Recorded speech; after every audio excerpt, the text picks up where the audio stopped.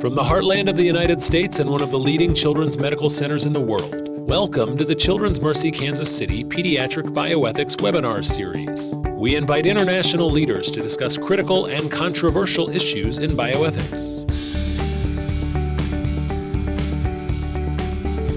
Now, from the Bioethics Conference Center on the Adele Hall campus, here's Dr. John Lantos. Welcome back, everybody, to the Bioethics Tower right here in downtown Kansas City. It's a beautiful day, and we're happy to have you here. We're thrilled to have Ben Wilfond come all the way from Seattle, from the Truman Katz Center for Pediatric Bioethics, the first children's hospital-based bioethics center in the world, to talk to us about some of the issues he's been working on about genomic screening in children. But before we get to that, let me just remind you about a few things about our Bioethics Center. We are taking applications for our year-long online certificate training program in pediatric bioethics. You can go to our website to find out more of that. The program runs from September to May. We're taking applications for the 2020-2021 academic year right now. We have students who come from all over the world to participate in this. It's open to any experienced child health professional. Hope to see you all at ASBH. The Center for Bioethics here has a bunch of faculty and alumni presentations. It's going to be a great meeting in Pittsburgh. The webinars, for those of you who are new, here's how they work. The speaker will speak for about 30, 35 minutes, maybe 40. While he's speaking, you can make comments in that chat box in the lower right-hand corner of your screen, or when he's done, we'll open it up for discussion. If you have a question or comment, type that into the chat box, or if you like to tweet, you can tweet a comment to hashtag CMBioethics, and we will read your questions and comments out and have a little discussion. So Ben Wilfond is a pediatric pulmonologist and bioethicist. He is professor and chief of the Division of Bioethics in the Department of Pediatrics at the University of Washington. Came there after getting his MD at Rutgers in New Jersey, did a fellowship in pediatric pulmonology and ethics at University of Wisconsin, and then has worked at University of Arizona, the NIH, Johns Hopkins, and then went to Seattle to become the first director of the first children's hospital-based pediatric bioethics program in the world. He does research on ethical and policy issues related to genetic testing, genetic research, and pediatric research. So welcome, Ben. Thank you, John. It's really a pleasure to be here. And when John asked me to come and talk about issues in genetics, there's many issues I could talk about, so I decided I wanted to focus on a very specific set of issues related to disclosing research results as well as secondary clinical results from genomic sequencing. And what I want to do today is really just provide some reflections on these issues based upon some collaborative work that I've been doing over the years in this area. I actually want to begin with sharing with you an issue that both John and I were asked to help sort out for a study called the CKids study, which is the chronic kidney disease in children study that was facing an ethical dilemma regarding what they should do with some research findings that emerged out of this study. And John and I worked with the leadership team to think about for the study how to approach this, and I'll share with you what the issues they were facing with. Then I will share with you some other collaborative work I've done with other folks that bears on this issue, and then share with you kind of what our resolution was for this case. So let me give you some background on the CKids study. This was a longitudinal cohort study of pediatric chronic kidney disease that began in 2004.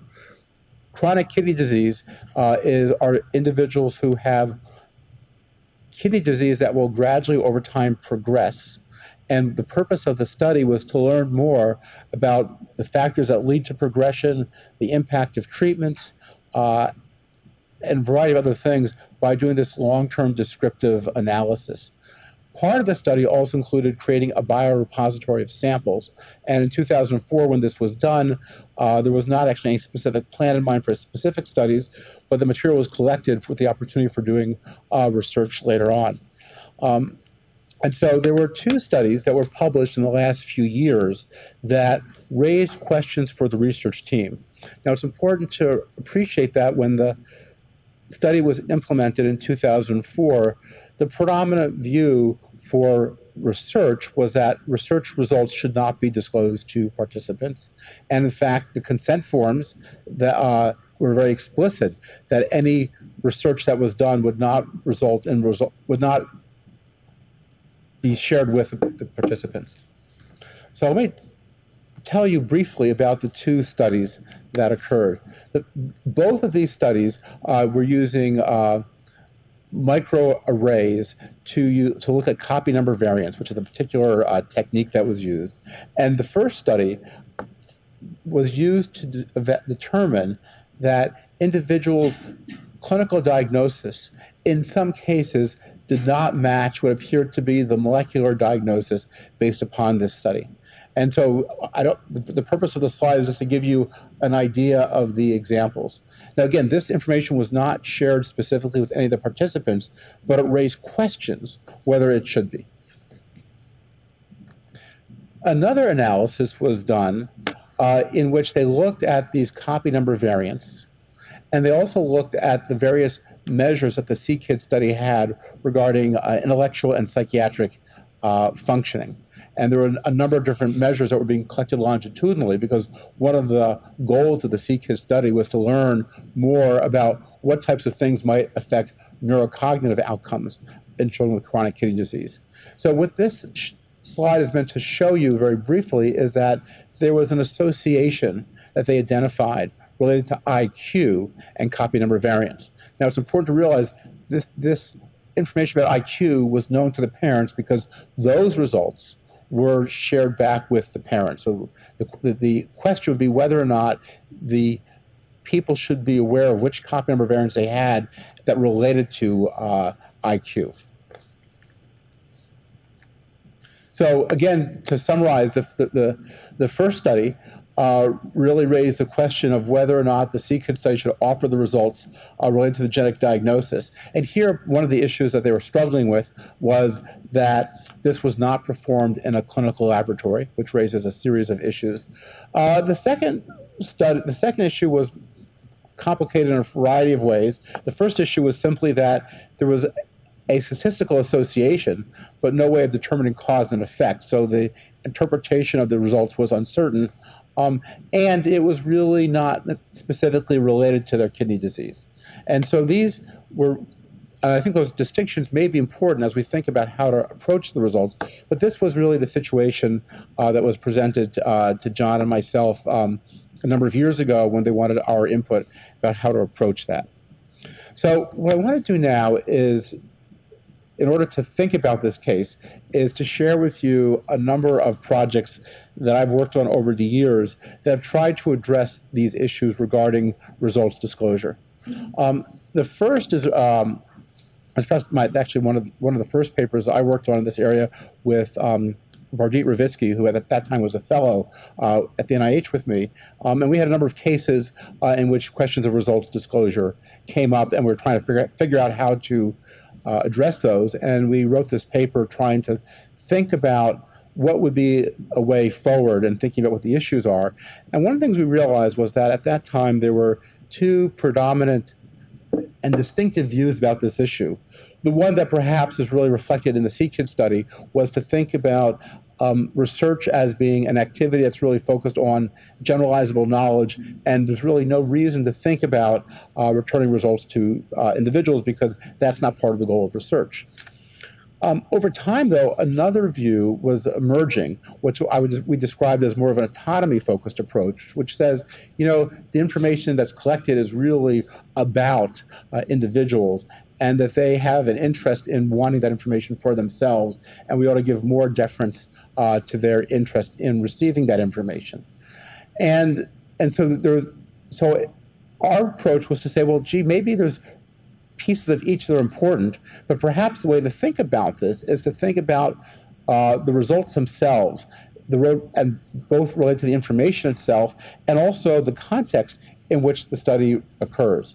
So first, let me talk about the information. And there's a series of issues that we can think about that might be relevant to whether or not to disclose results.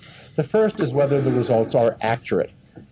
And here, accuracy is another way of thinking about the idea of clinical validity, that we have confidence that the result that we're sharing is a genuine result. So even for the first study, part of the issue there was that while this was about a molecular diagnosis, this was not done in a typical clinical laboratory setting, but in a research setting where there was not the same sort of standards of quality control to know whether or not the result is really accurate or not.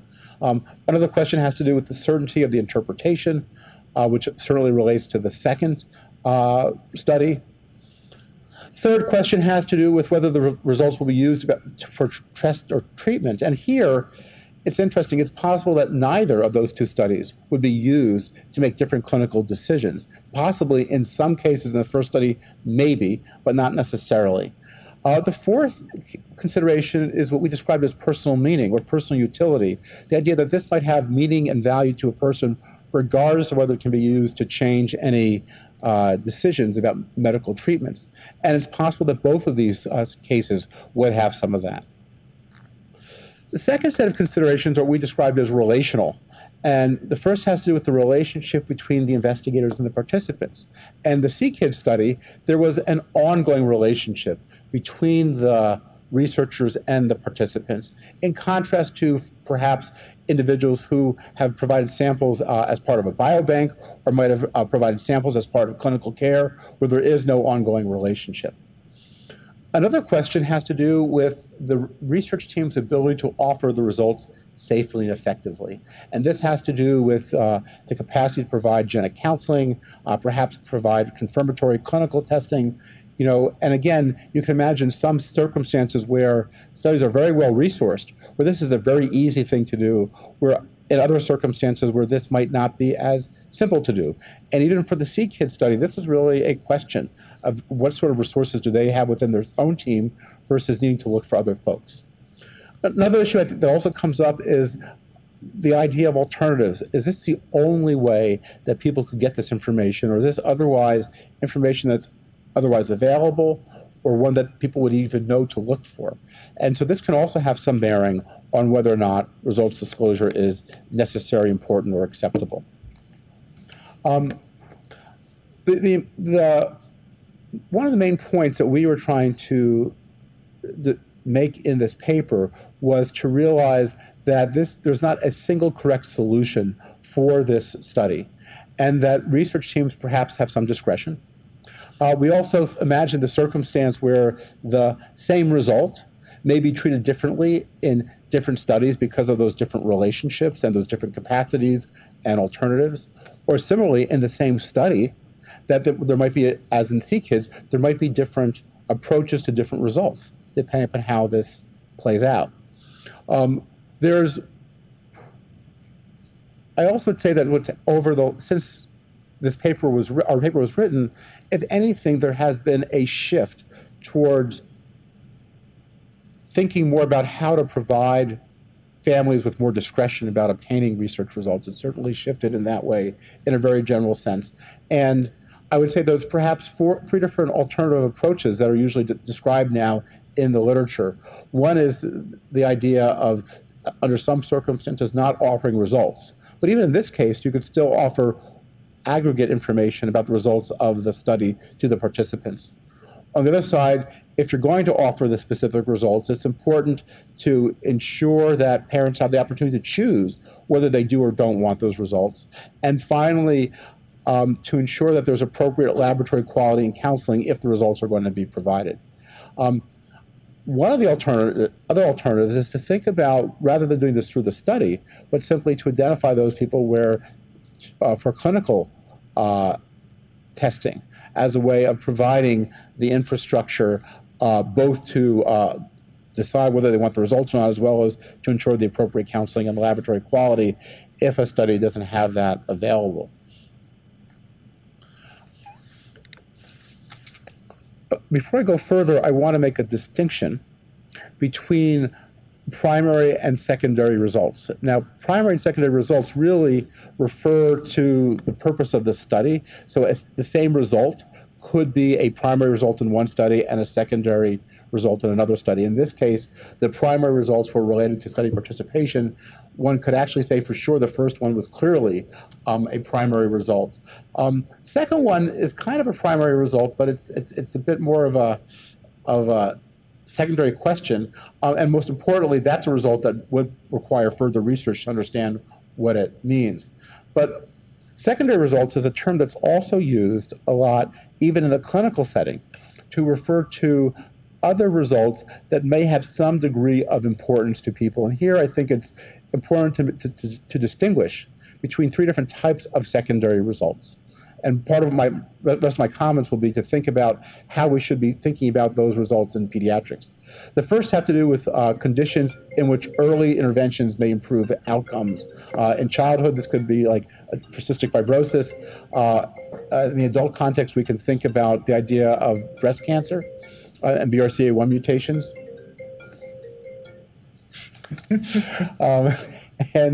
We also can think about results for reproductive decision-making, like carrier testing, as well as adults in which there are not clear interventions, such as markers associated with Alzheimer's disease. And again, I think part of the issue that comes up is that when should these secondary results be provided?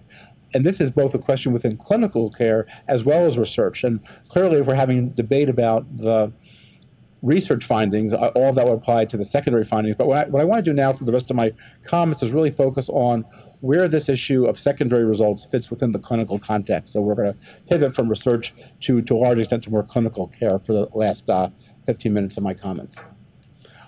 So when we think about disclosing secondary findings, I think what I'd like to begin with is distinguishing between thinking about the impact on the family and the impact on the child. And it's important as we think about the impact on both to think about this from both a positive and a negative. So there are a number of possible benefits of sharing these secondary findings with the child or their family members.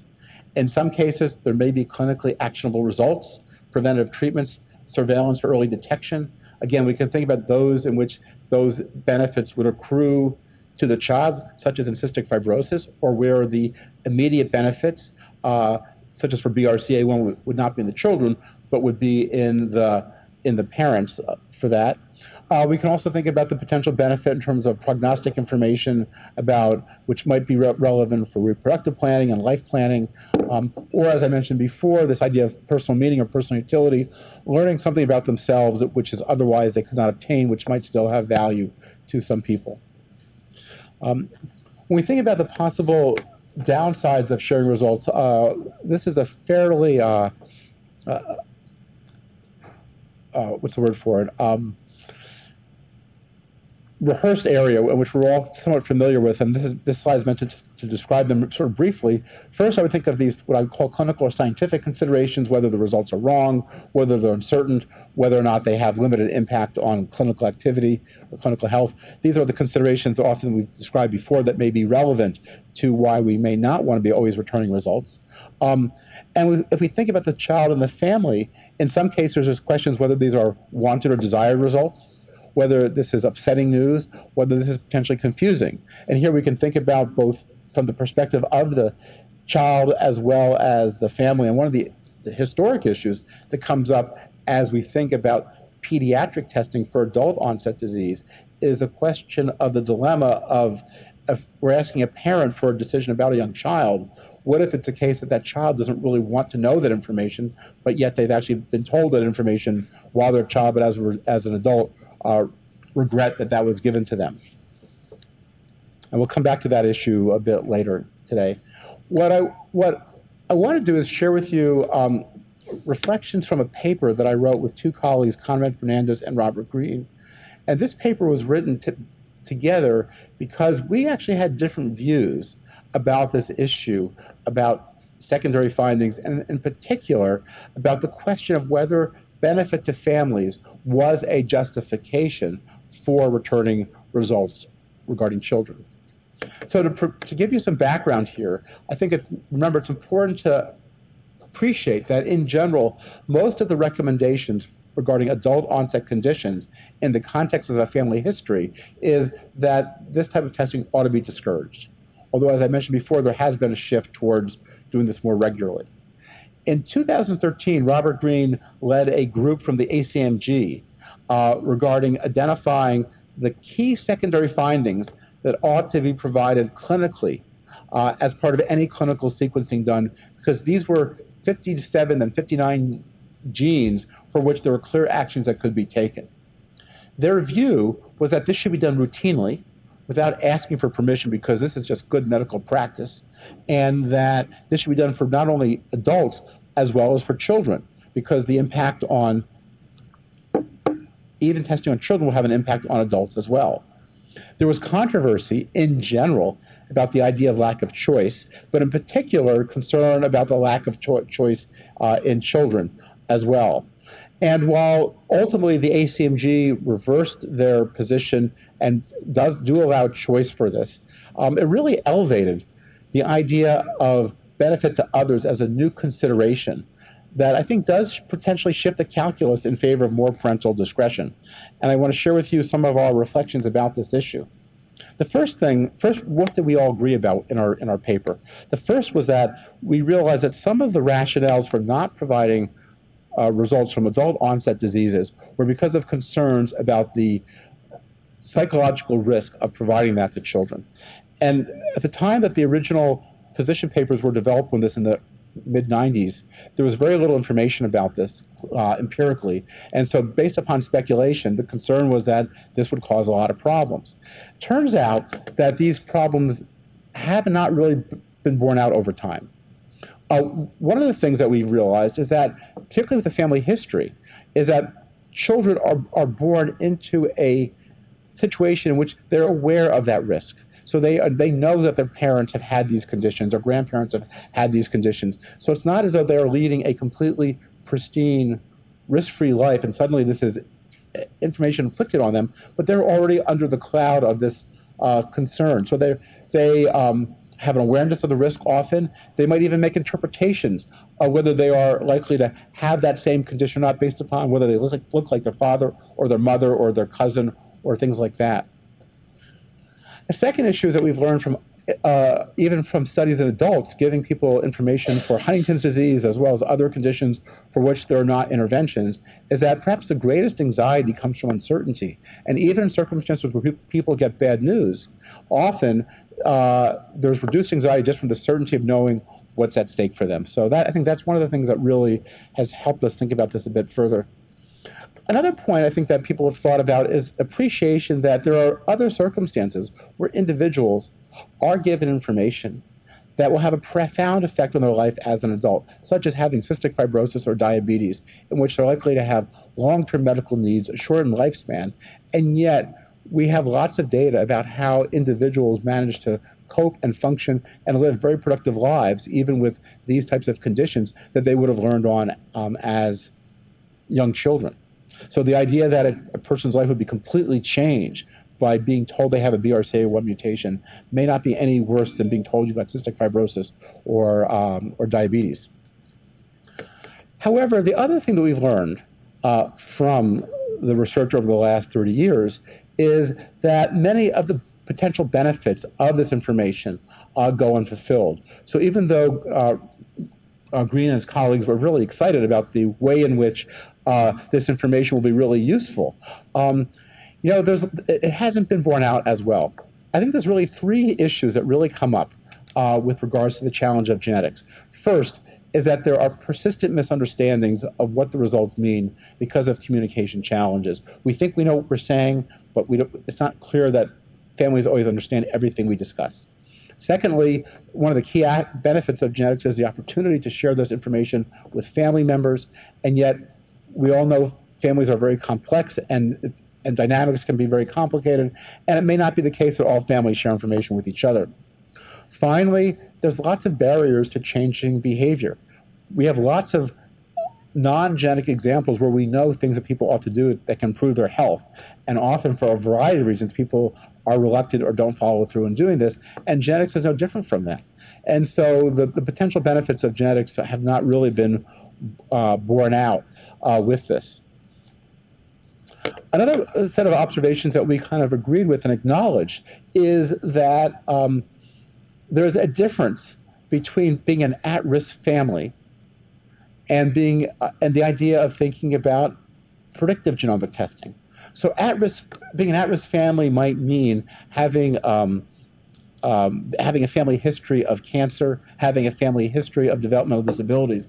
But as a secondary finding, there is no prior family history. So this is not the same as a adolescent wanting BRCA1 testing because their mother has breast cancer. This is the idea of learning about this unexpectedly and not knowing what it means. And in this case, the benefits and risks are more speculative and more uncertain.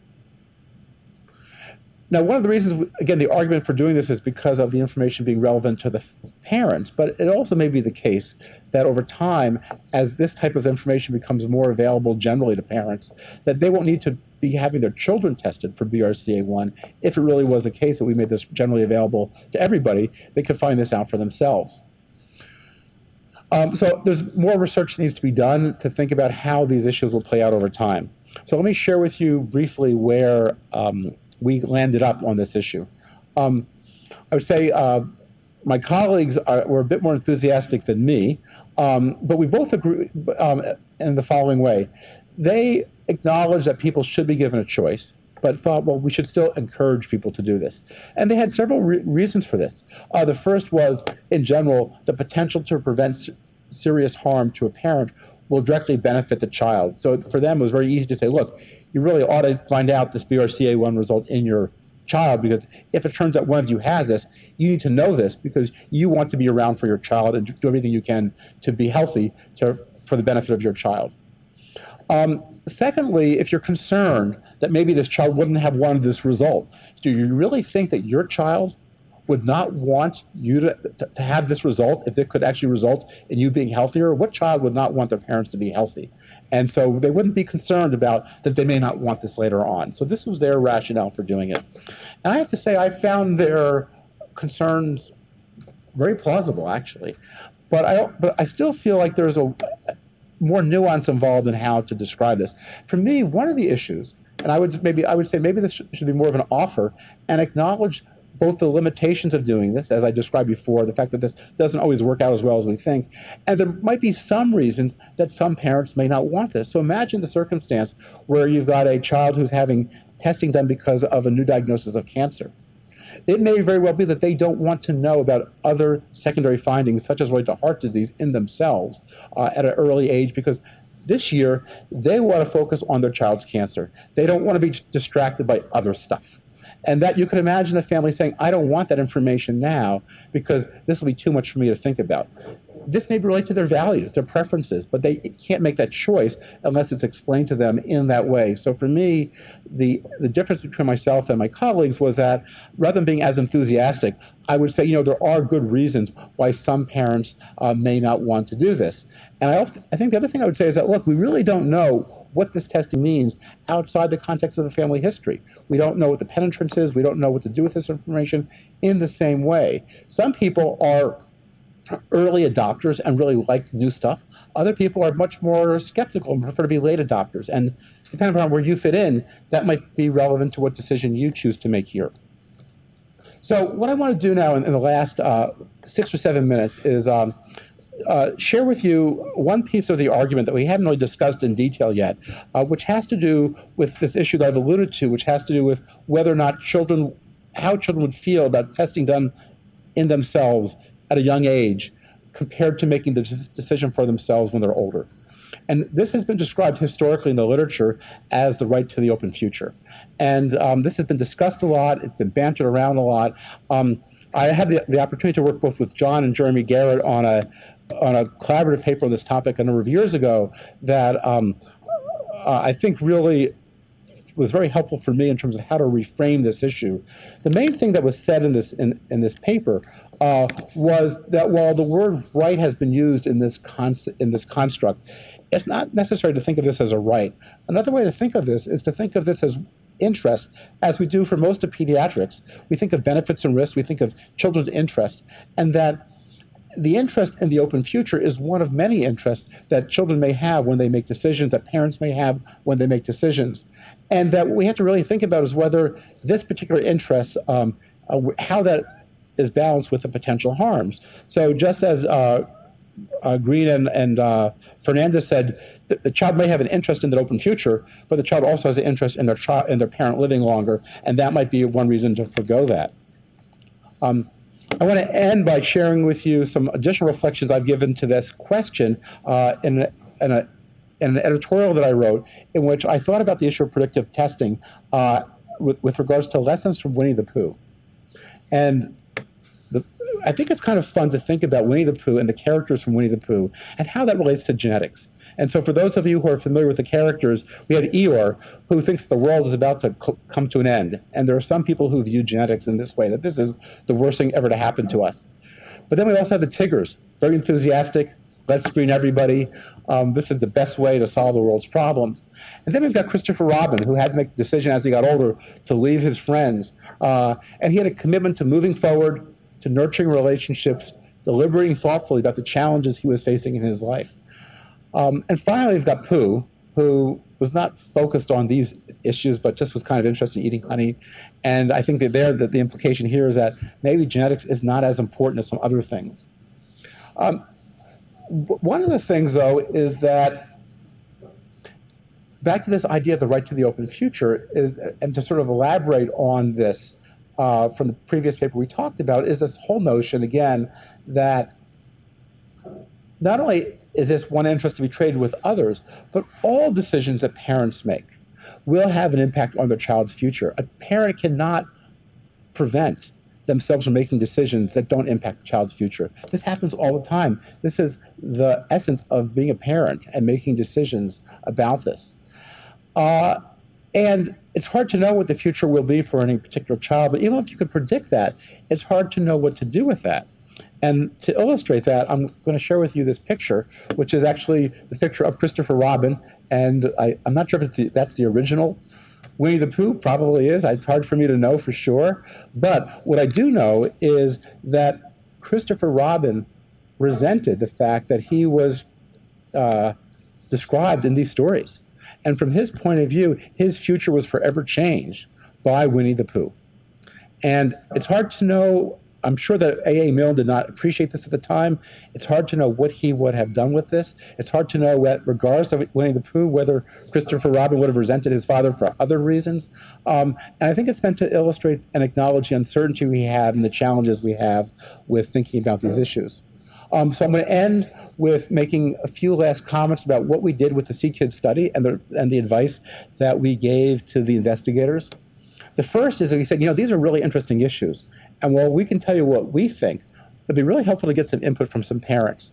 So for the last year or so, we've been working with parents from the study to educate them about all of these issues that we've been talking about today, talking about the particular studies, getting input from them over a long period of time.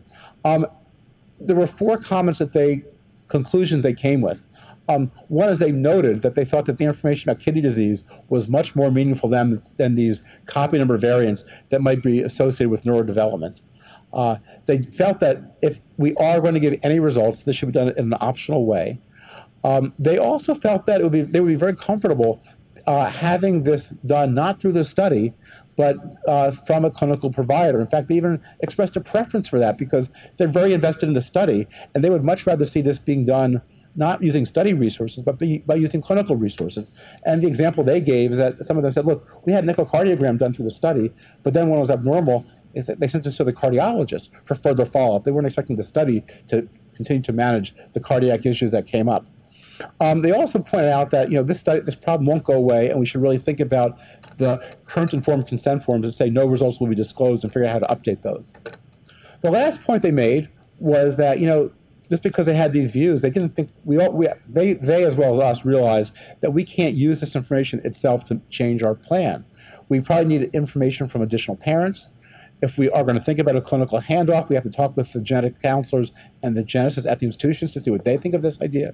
We have to talk with the IRBs and see what they think about this. So we really would have to get a lot of input into moving forward. But I wanted to use this case to end with as a way of showing with you how we're trying to think about that.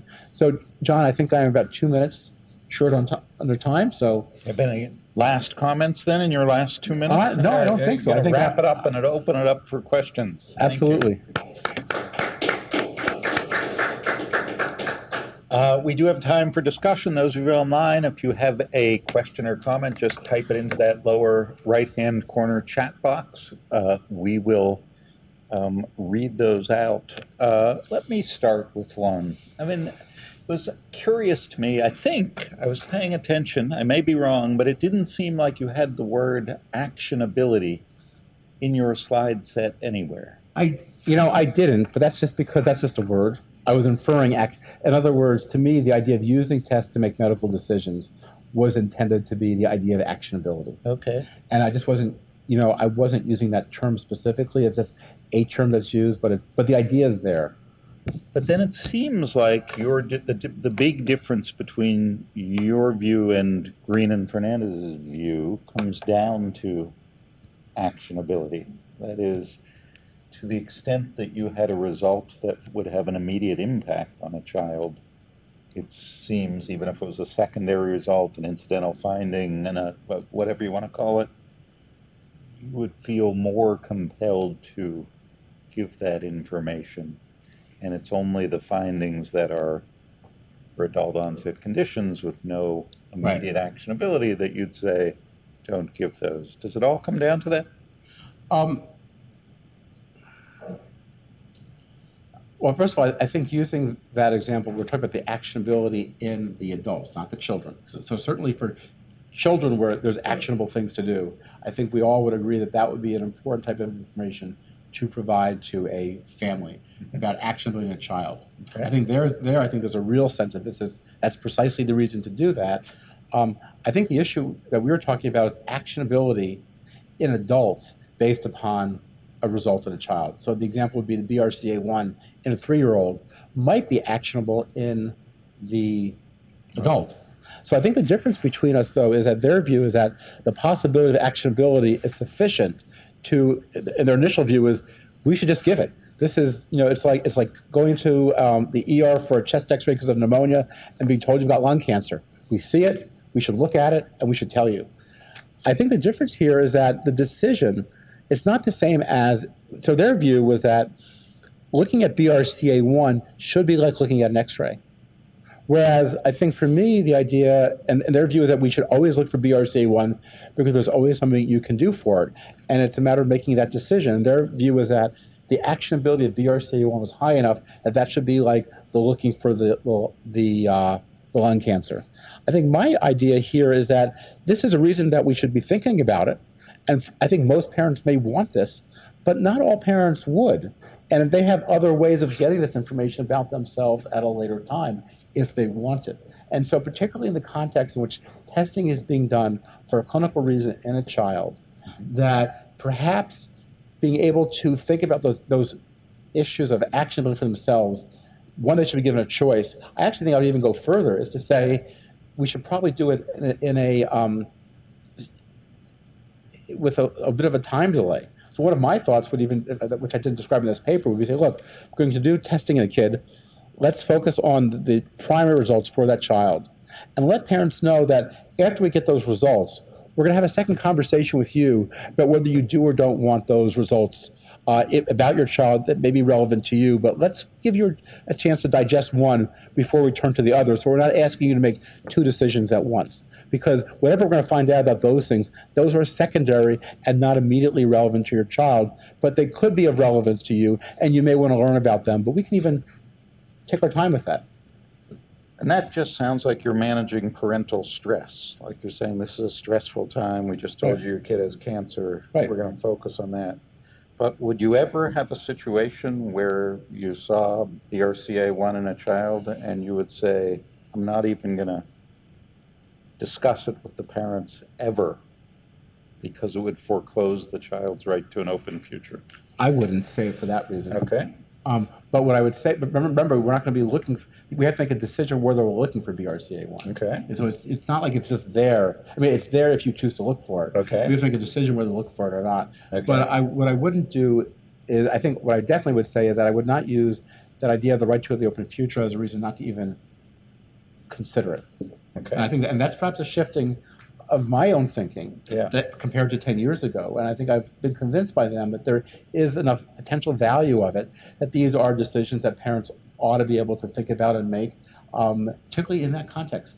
So they've persuaded me to move from where I might have been 10 years ago, for sure. Those of you online, remember, if you have a comment, question, type it in that chat box. Vanessa, go ahead. Great. We have a question from Twitter. One of our incoming students actually mentions, thanks for your presentation and for sharing the distinction between primary and secondary findings. Do the concepts of clinical validity and clinical utility used at genetic testing also apply to genetic research, or perhaps are they old-fashioned? Thank you. Oh, they're certainly not old-fashioned. I did not get into those just because we were short on time.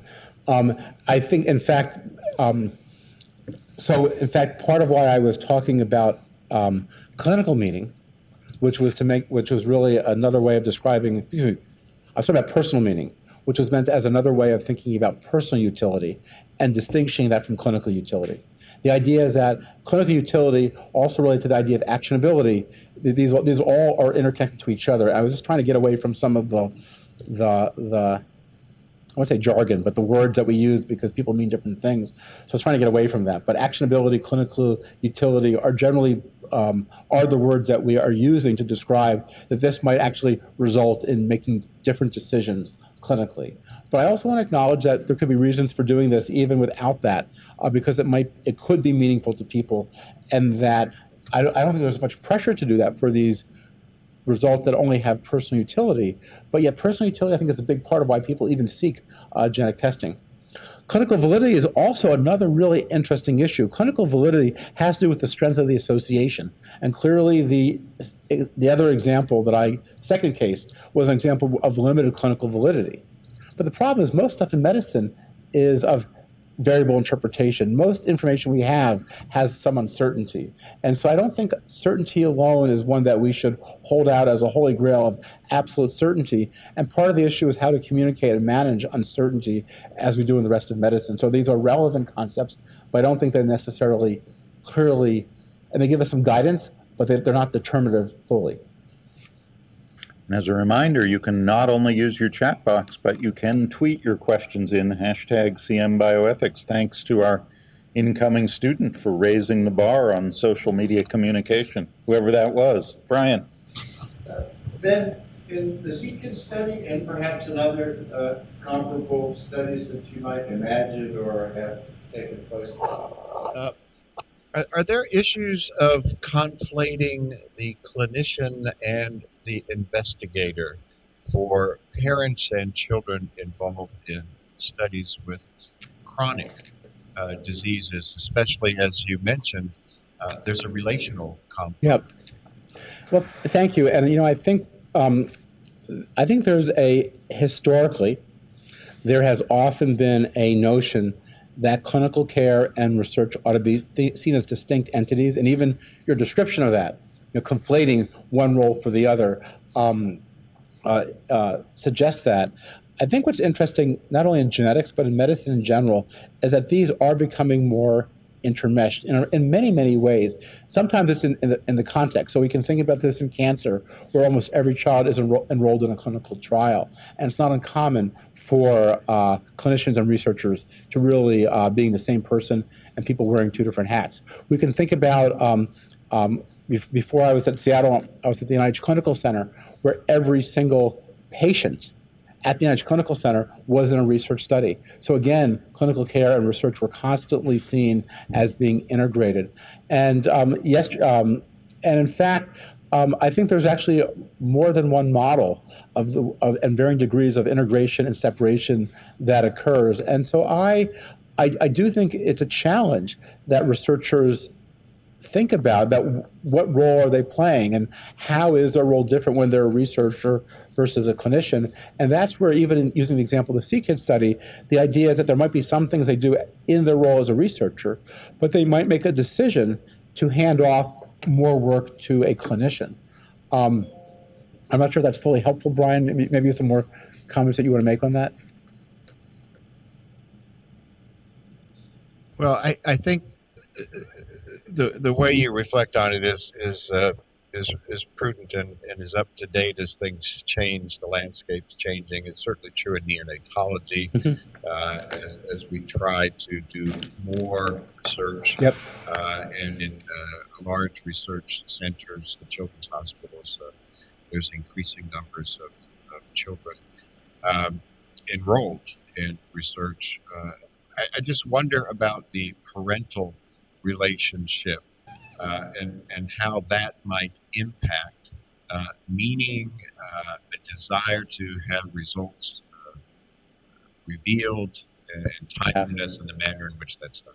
Well, let me actually, I think that the relationship might actually make them more, it might make it easier for them to have a conversation with the researcher about what they want to do. I'll actually mention to you, you gave the example of neonatology. A number of years ago, we did a social science study of parent participants in a neonatal clinical trial to ask them who they would prefer to have approach them for enrollment in a clinical trial. And would they prefer for that person to be a researcher or a study coordinator they had no relationship with, or would they prefer to have their physician whom they had a relationship with? And you can guess what they thought. You know, they much preferred to have their clinician talk with them about research because they had more trust in that. They had trust in that clinician, they had a relationship, and they would want that person's advice and guidance, both about research participation. And I think the same extrapolation could be made that regardless of whether they're a researcher or a clinician, if they have a relationship, that's what often matters the most to parents in making decisions. Okay, sorry. But I wanted to kind of put in a little philosophical framework, nothing too sophisticated, but just kind of pick your brain about where your thinking has shifted over the years. So I think for any given kind of result or category of result, we can say one of three things. It's either ethically forbidden to return it, it's ethically permitted but not required, and it's ethically obligatory to return it. Now, I've argued against an ethical obligation to return any given result based on kind of like generic values like beneficence, reciprocity, or a duty to warn. And I've also argued against reasons to forbid it categorically, such as the right to an open future. And so for my own thinking, it's kind of shifted to that middle ground where it's ethically permissible in some cases, but it's not really ever required of a researcher per se. I'm curious, given all the thinking you've done and all the studies you've been a part of, how you would kind of look at that tripartite framework and say, are you kind of in the middle as well on this, or do you find yourself willing to say in some cases it's ever obligatory or ever forbidden to return a meaningful, let's say, not necessarily actionable, but has some kind of utility, either personal or clinical? Well, I would definitely say in general, I'm probably in the middle with you. I could also imagine, I think one of the challenges of that middle is that middle still doesn't tell you what your approach should be, whether this should be recommended, whether this should be discouraged, what barriers you might put up, what delays you might want to incur. So I can imagine, I could imagine specific circumstances where a parent may make a request in which, for a variety of reasons, feel probably ought not to be done. And actually, one we were discussing earlier today, I think that there, in the circumstance of research results, in which these were done in a research environment where the results are highly uncertain and highly ambiguous what they might even mean, that might be circumstances where we deal with that request by saying, look, if this is the information you're looking for, there are other ways of getting this. And so I think part of it's actually, so part of the answer might be to say, no, we can't do this, but there's other things we can do. So for example, imagine the conversation we're having earlier had to do with people requesting raw data on a on a hard drive related to genome sequencing that might have been done in a fairly in a research manner in which it was not critical that they even track the actual samples very carefully to make sure they knew who they come from. And so when a person says, I want the results of my raw data, anything that they give them, it's probably their data, but it may not be their data. And so that would be a circumstance where I would say, you know what, if you really want the raw data from your child, unfortunately, this study can't provide it for you. But here are the things that you would have to do to get that.